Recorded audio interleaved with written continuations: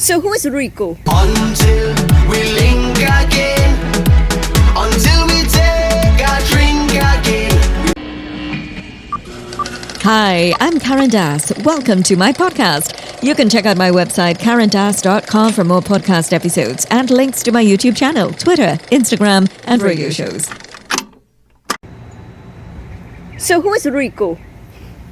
Rico is really and truly Rico is me, because I have a couple personalities, and I mean, people might be a little concerned after hearing that, but it's in a good way. It's in a good way. I have a couple personalities. I have my work personality where I go to the office and I do what I have to do, and then after that time is up and I do my job properly, I make sure that I cross my T's, dot my I's and all that.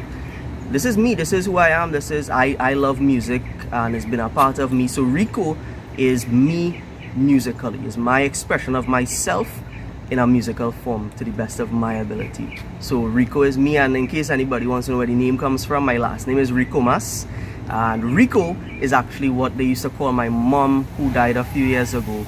Her name, her fond name, which had a few, but one of them was Rico, and in loving memory of her, because she always pushed me on into music and she always supported me musically, I decided to go with the name Rico, just as a kind of a nod to her. And well, because it's half of my last name now, boy. Well, we have a lot of people who don't know Rai Ricomas, because we have a lot of people, let's say in Barbados, getting familiar with your song. So if you had to describe Rico, how would you describe Rico? Easygoing, loving, love music. And I mean, if you could speak the language of music, we could talk and we could chill and we could vibe. And we could link up. And we could link up again. Anybody in your family musically inclined as you are? Yes, I actually had an uncle, a great uncle. It's my uncle's father, who would have sang Sinatra and Dean Martin and stuff all these many moons ago. So yeah, music does run in the family, and I have some other family members that do sing as well, but not any that I've seen do soca and reggae before yet. But maybe they are and I just don't know them. But yeah, we do have music running in the family to some extent. Which genre are you most drawn to?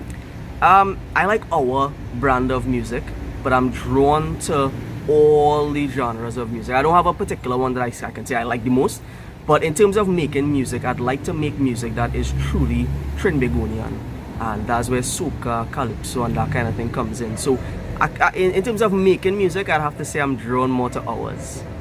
Is that what went into Link Up Again? Yeah, so Link Again was my first effort into the world of soca, and it's been something I've wanted to do for a long time, but you have to do things properly.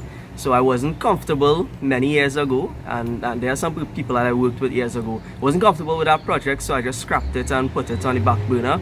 And then in the middle of the pandemic, I was sleeping one night and I woke up inspired, and all of a sudden I had lyrics to a song in a few minutes, and that's what went into this. It was just an inspiring moment, and that was my first effort into the world of soca, and I hope it's not going to be my last.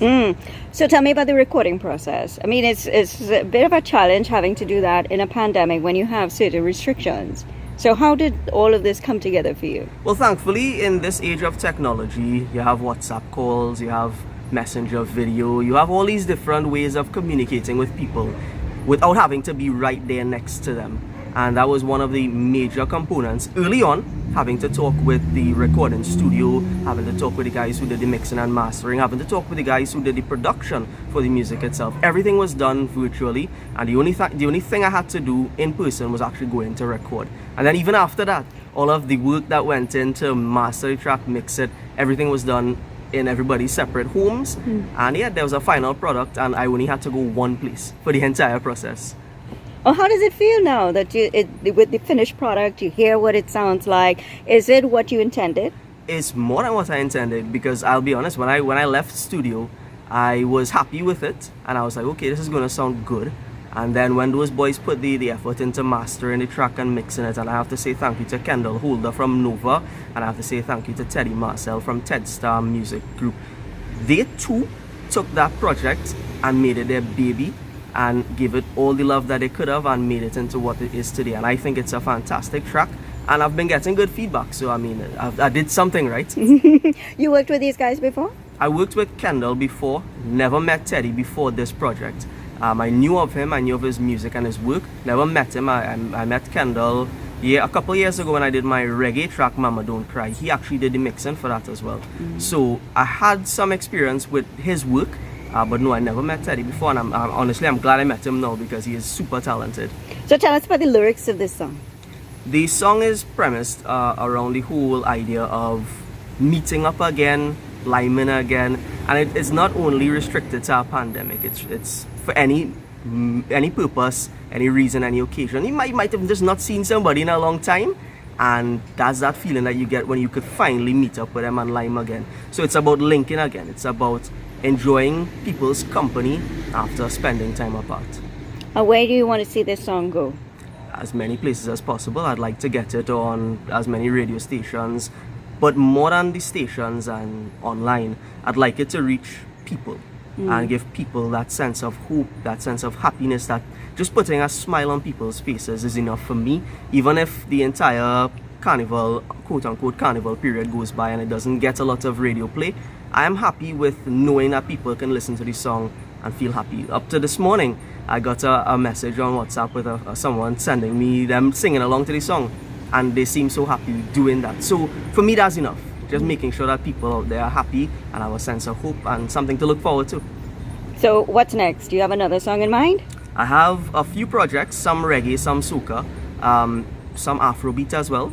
And there are a few projects that I want to work on, but upcoming and very soon will be something more along the lines of Afro soca, that kind of thing, after the quote-unquote carnival period is done.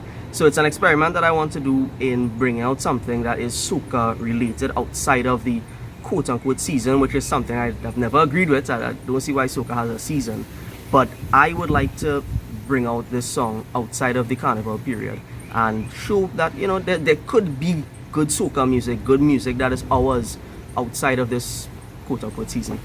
Yeah, that was actually one of my questions. Why is it that we always put soca at a particular time of the year? I knew that there were some artists who were pushing for this to get out of carnival, get out of the first quarter of the year, and let it be something that runs 365. Is it, you think, because it's a very costly thing to do, to keep churning out music, or is it that this time of the year actually just inspires a particular type of writing?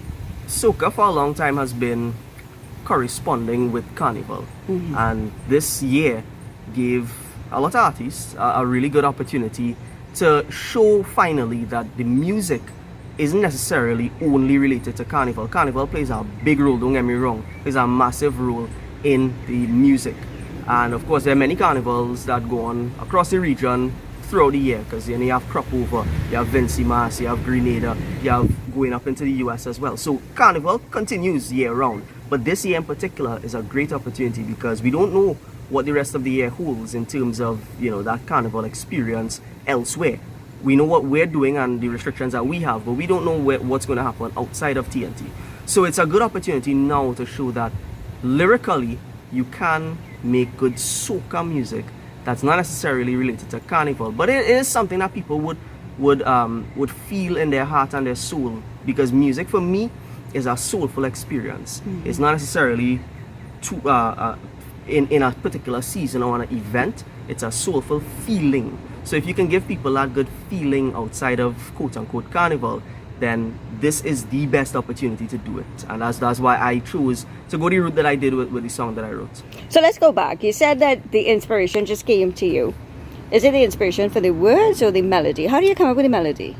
The melody for me comes after, because musically there are only so many notes and so many chord progressions and so many progressions of notes that you could possibly put together. So for me, the most immediate thing is to get lyrics down, and then from there, because I mean I wrote songs before and there are 10 different versions of it, and only one ever came out into public.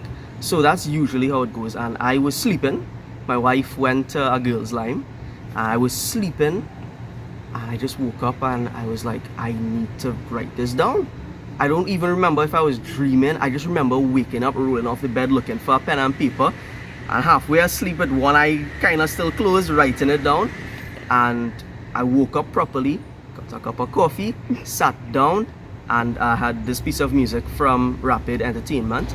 I just started writing the rest of the song to the music, and that's where the melody and everything started to fall into place. So give us a few lines of the song.